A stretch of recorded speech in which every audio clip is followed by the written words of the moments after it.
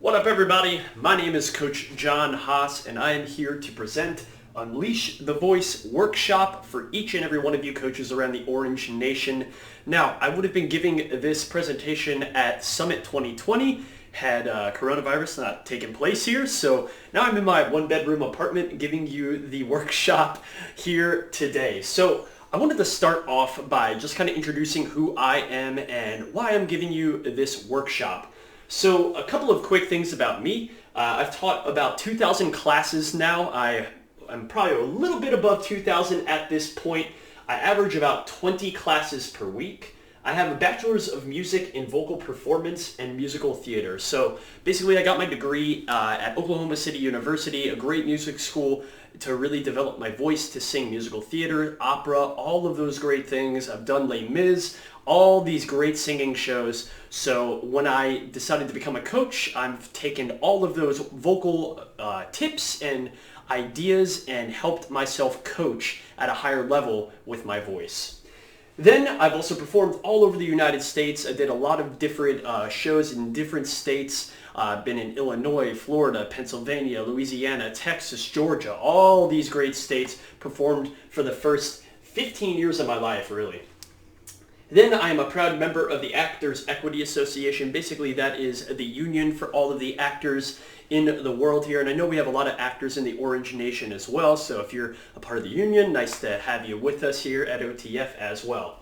One final thing, I started off in New Orleans, Louisiana. I started off pre-sales, actually, slinging sales outside on the phone all the time in the hot New Orleans heat. Finally opened a studio, our Uptown studio. Love that place. We opened up I think at about 850 members. I believe we're at about 1,000 at this point, give or take. I haven't been in at the Uptown location for about a year and a half, but that's where I started, and started off pre-sales, then moved up to coaching. And then my wife and I, we decided to make our move over to Texas, right next door. And now I'm in Fort Worth, Texas, and I'm currently the assistant head coach at the Montgomery Plaza location.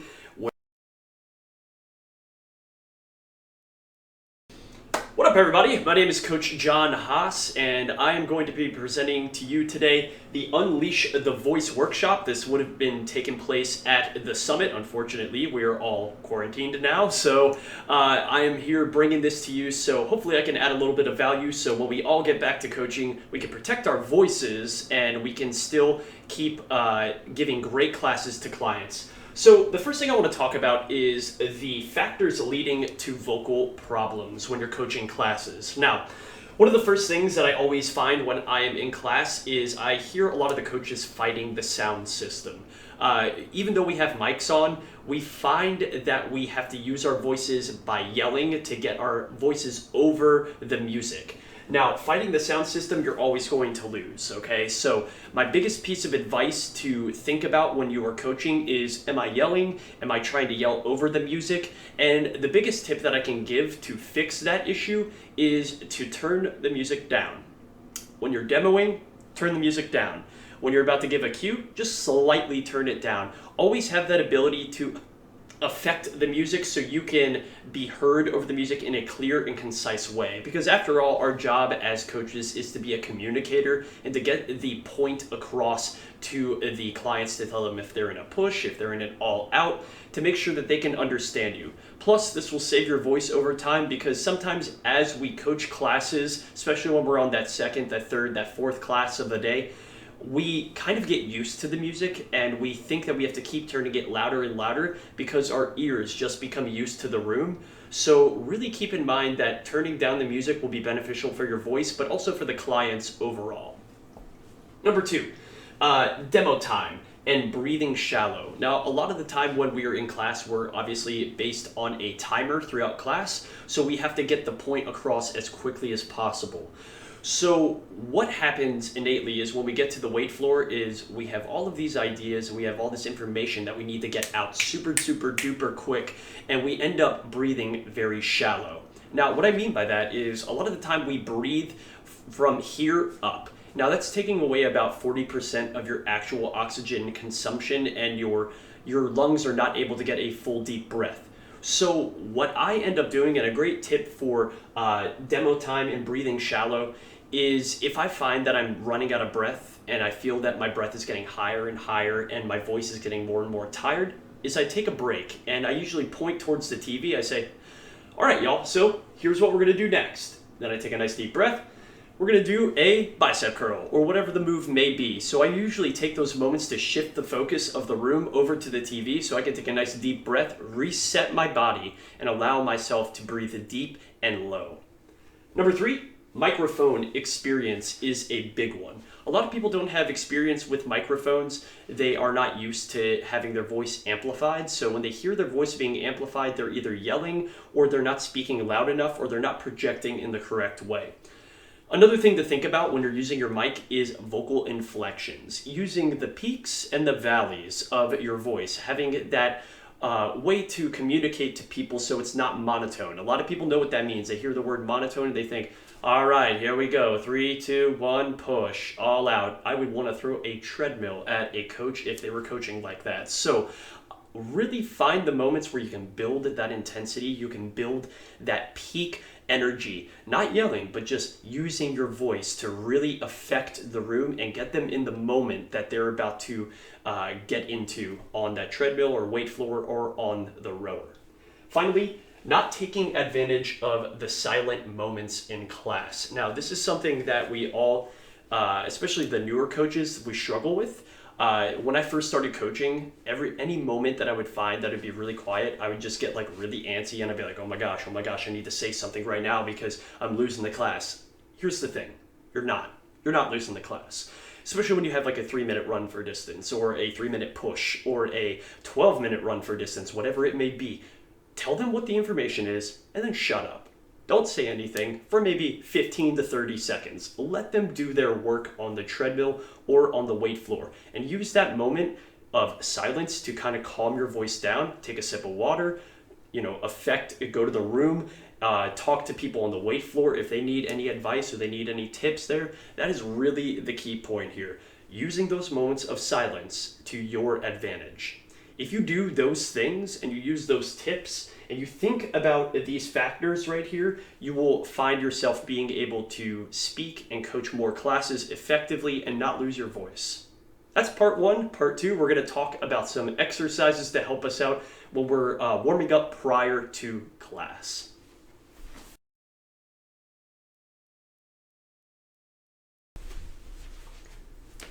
What up, everybody? I'm back.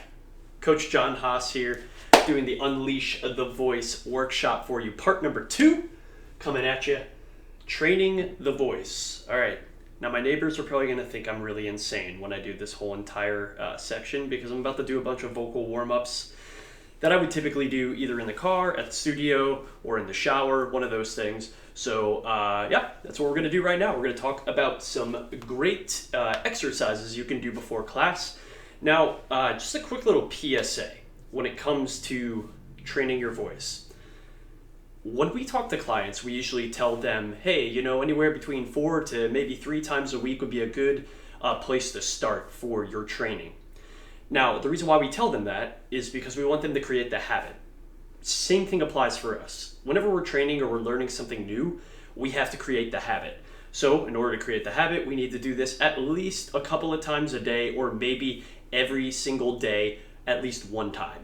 All right. Now, what I do before I coach a class, before I really even speak, is as soon as I'm out of the bed, I'm kind of humming to myself, just warming my body up.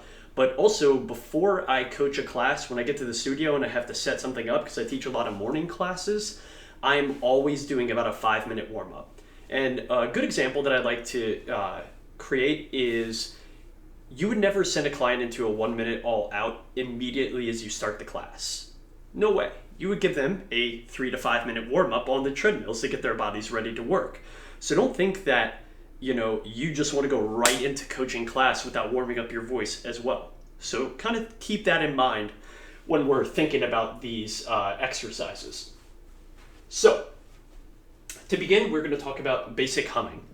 Everybody knows how to do this. It's very simple. Just close your mouth, make sure your lips are making complete closure, and just hum. You can hum however you would like. Basically what this is doing is just getting the vocal cords to vibrate and to warm up. This is one of the best ones that I recommend, especially when you have to coach early classes. Another thing that another coach told me that she likes to do is she likes to almost chew her words as she hums. I know that sounds weird, but if you go and you're kind of chewing as you're doing it, you get that nice kind of good vocal warm up as well. So first thing you should do if you're coaching those 5 a.m.s, those 4:30 a.m.s, I know some of you coach even that early, is to definitely think about humming. Just get out of bed, maybe grab a sip of water, and just start humming to get the voice and the vocal cords flowing. Number 2, yawning and releasing the tongue. Okay, so my background is a singer. I got my degree in music, and one of the key things that we always wanted to capture as a singer is to raise what we call the soft palate of our voice. We have our teeth, we have the hard palate, and then we have that soft palate in the very back. So whenever you yawn, you feel this big opening up of your mouth. And basically what that's doing is that's opening up the resonating chamber in your mouth, which lets sound be more resonant within the room itself. So in order to yawn, we can all force ourselves to yawn. You just open up your mouth and what that does is that'll naturally kind of open up the jaw. It'll stretch out those jaw muscles, but also it'll raise up that soft palate, which will allow for a nice deep breath. It'll open up the throat. So just doing some basic yawning will really open up this whole entire area of our voice, which if you're coaching like this and you're always not, speaking clearly and you're always really clenched up and tight, you're not going to be able to do that for long, because all that does is that shifts the focus of your larynx or your voice box up, and it throws it up there and it creates tension throughout. So yawning brings everything down. It releases the Adam's apple or that larynx down, and it just allows you to get that nice deep breath in. Then moving on, releasing the tongue. Now, the tongue is probably going to be one of the biggest problem areas for most coaches, and the reason behind that is because we kind of use our tongues in an inefficient way. We're either having the tongue being pulled back constantly, or it's just in a very tight position. Now, your tongue, it obviously starts at the blade of the tongue, which is the very tip, right there, and then it goes all the way down and it connects right close to that Adam's apple there. So in order to release the tongue, I think I'll do it this way. If you place your fingers right underneath your jaw and you find that spot, you'll feel your tongue right there, and you'll feel the tension or maybe a little bit of a hard spot right under there. And all you have to do, get a little closer, all you have to do is literally massage and be just very, very gentle when you're doing this. And if you massage the bottom part of that, the base of the tongue, it will really start to release that tension, and it will allow you to speak more clearly and effectively. It'll allow you to articulate the words in a much more effective way. So really finding that tongue tension and releasing it, that's a good one. Another thing that you could do is you place the blade of the tongue right here at the bottom part of the teeth, and you press the top of the tongue out. So in essence, you're going to take the tongue, put it at the bottom of the teeth, and go, ah, ah, ah. Now again, not the most demure thing that you could possibly do in front of other people. That's why I recommend doing this in the shower, or maybe doing this in the car, or if you're somewhere alone and you're self-conscious about it, totally do that where you won't be self-conscious about it, because we want to release that tongue. It's super important. It's a very big part of how we speak and how we articulate. So the more, the less tension that you have with your tongue, the more effective you're going to be as a coach. Moving on, this is the one that's going to get me in trouble with the roommates or with the neighbors. Sirens. So I do this one in the car. I have that starred right there. Do this in the car. So basically what you want to do is you want to start at the very bottom of your voice and then go all the way up. So it's kind of like, woo, or woo, woo, something like that. Now, those really wake up the voice. It really gets that higher resonating chamber up there, but it will also just allow the voice to be nice and warmed up. So doing sirens is really great for that whole range of your voice there. Moving on, pulsing the diaphragm, or pulse the diaphragm. So a lot of the time we hear oh, just speak from your diaphragm, man. That's how you're supposed to do your voice. That's how you're supposed to sing. It's how you're supposed to project. Well, you can't speak from the diaphragm. That doesn't make any sense. Basically, what the diaphragm does is it pushes everything down to allow your lungs to take in more air. What they should say is you want to make sure that you have activation from the belly, okay? So when I used to do voice lessons, when I was just starting to learn how to breathe, my teacher made me place a book on my belly right here. So I would actually have to pulse my diaphragm out. And basically what that does is just allows you to create that mind muscle connection of lowering that or feeling that lower breath down there. More so right here by your hips or your glutes. Think about breathing that low.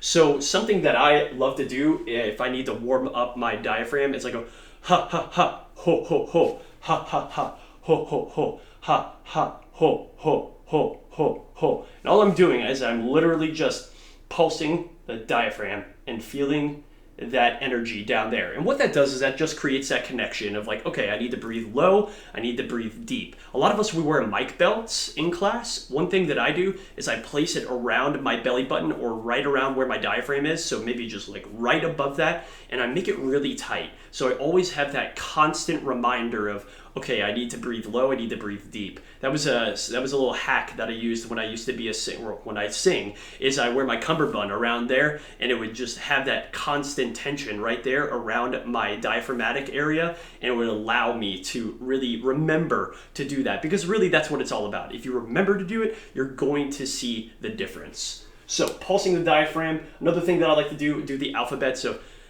A, B, C, D, E, F, G, H, I, J, K, L, M, N, O, P. And, if you can get through the whole alphabet, great. If you can't, that's okay as well. Just kind of to wake up the diaphragm. Next one. Everybody likes this one. Jaw relaxation. Super important. A lot of us, we're like kind of like the Tin Man, and we can't open up our mouth, so we need to put some little oil in there. So the best thing that I find for jaw relaxation is to take the hands to the back of the head, like so, and just to massage the outside of the jaw and to feel that tension release. It's right under the ears, right there, and just going up and down, going in circles, just finding what feels good here. And if you want, you can open up the jaw nice and wide, and you'll usually find tension right there. So finding all those little pressure points there for jaw tension and relaxing that down. I like to go up and down typically for jaw relaxation. Then we finally have the articulators, number 6. So the articulators are all of the words that help you articulate in class. So like using plosives like B's, T's, P's, K's, anything like that. So usually I like to do pa ta ka ba da na, pa ta ka ba da na, pa ta ka ba da na. Kind of get it faster, but really having that plosive action there. That's why they're called plosives, kind of like explosives, right? So that we're exploding that air out of our mouths. Pa ta ka ba da na.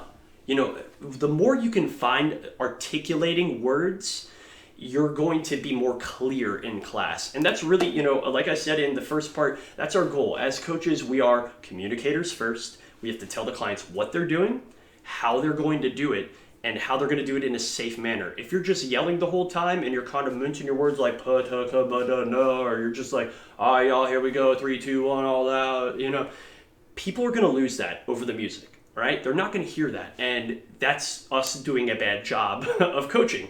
So warming up those articulators, very important. Now, again, my advice for this to, make sure that you stick with it is find 3, maybe 4 of them that you really like. Do them every single day for 1 minute at first. Do each for 1 minute. Then from there, if you want to, you can move it up to 90 seconds. Something like that. Get your timer out before you coach class. Just time yourself warming up, and I promise you, this will save your voice in the long run. If you want to have a healthy coaching career, voice-wise, you must warm your voice up before you coach.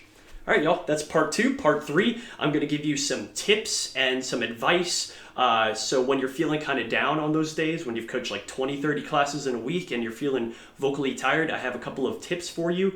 And then I'll just give you a quick little PSA about everything, and that'll wrap it up for the day. Have a good one.